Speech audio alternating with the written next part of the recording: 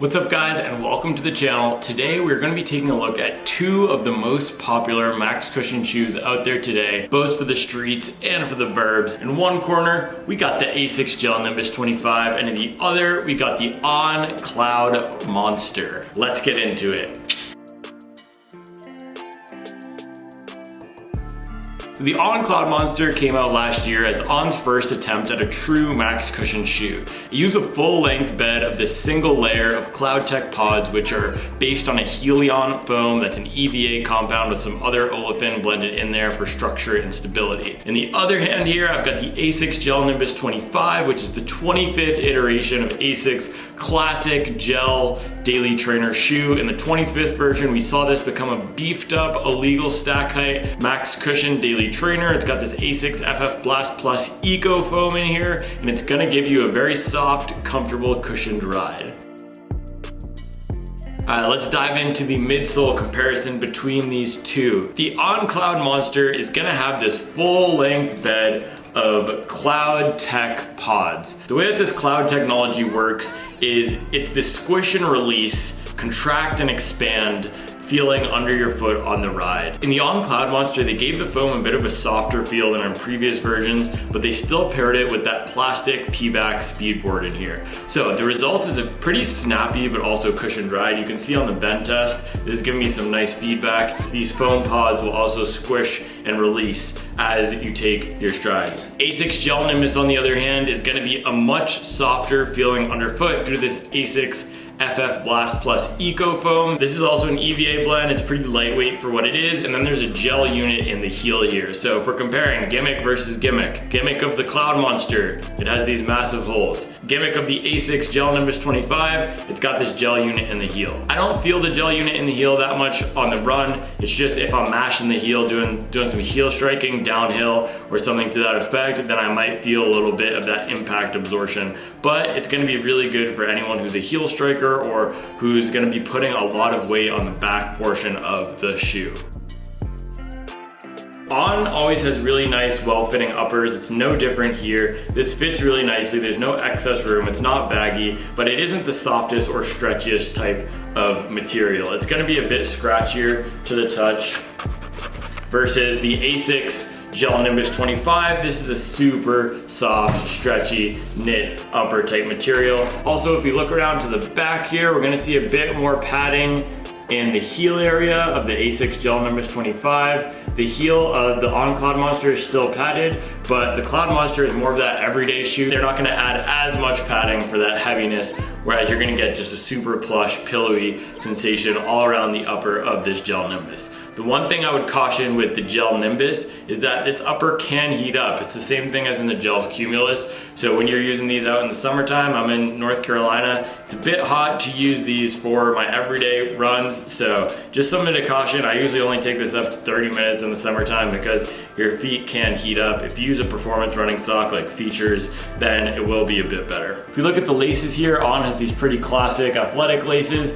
ASICS laces are gonna be a bit softer.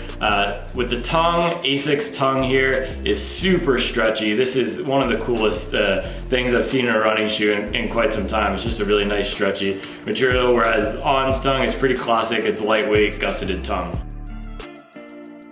Down on the outsole, they have a very similar covering of rubber here. I have this On Cloudmonster at about 200 miles, and you can see I've worn through almost the entire medial back rubber pad here on the left shoe. On the ASICS Gel-Nimbus 25, that's also another high contact area for me down here, but this rubber is holding out pretty well. These have about 150 miles on them. The Cloudmonster has about 200 miles on them, so pretty similar. And I think that the ASICS rubber is gonna hold up a bit better, but you see in the forefoot here, this On stuff looks perfect and brand new, so I anticipate both of these will go to 400 miles. That's my target for most shoes these days, and they should have no problem holding up to that. Down around the back here, you'll see that the ASICS has a much wider base, which will help with planted stable landings. It's gonna give you more of that traditional stability feel. Even though the ASICS is not a stability shoe, it does provide really planted landings. Same thing with the On, and we actually see some sort of, I'm not sure what material this is up here. It's almost like a rubber overlay around the heel. You can see this white comes up, which also gives me a nice stable feeling.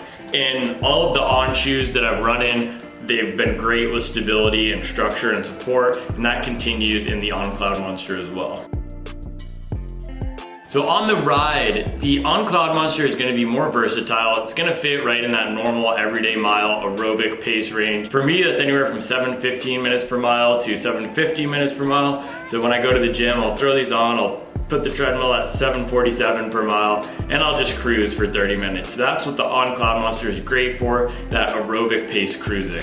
The ASICS Gel-Nimbus, on the other hand, is a more cushioned, soft, plodding a long ride. I'd say you want this at your true recovery paces, so for me, it's anything slower than that 740, 750 range. If I just had a hard workout the day before, I'll pull these, or if I'm doing a double run for my second run of the day, I'll pull the ASICS Gel-Nimbus. You're not gonna wanna pick it up in these. They do have some responsive benefits from this ASICS FF Blast Plus Eco Foam, which is a really nice compound, but because there's so much of it, it just feels a bit cumbersome to try to take this to marathon pace or below, though it can be done, especially if you're a stronger runner, a bigger runner, it'll be a bit easier to pick up the pace in these. The Cloudmonster just doesn't feel as nimble at those faster paces either, just because of the way that these pods compress. I feel like I'm not getting as much energy return out of them, but at those everyday aerobic paces, it feels just fine. You can just cruise and cruise and cruise and cruise to your heart's greatest desire. In terms of who these are best for, I recommend the Cloudmonster to someone who's looking for that everyday trainer. Maybe you have the Nike Pegasus or the Saucony Ride, you want something a tiny bit more exciting that's also maybe a bit more fashion forward, you can pick this up. You're not gonna wanna race in this if you're doing any sort of competitive training or structured program. The ASICS Gel-Nimbus 25, on the other hand, this is gonna be great if you want something super comfortable to recover from those harder efforts. You're gonna take the Takumi Sen, for example, to the track on Tuesday, and then you pull the ASICS Gel-Nimbus for that 30-minute easy run on Wednesday. These are both worth their value. The Cloudmonster is sitting at 170, Gel-Nimbus is sitting at 160, so go pick up either of these. You're gonna be very happy with the results. All right guys, there we have it. That was the comparison between the Cloudmonster and the Gel-Nimbus. Let me know in the comments if you've tried either of these and what you think, and thank you for following and liking. I will make sure to keep you up to date on the latest and greatest in the world of performance running shoes.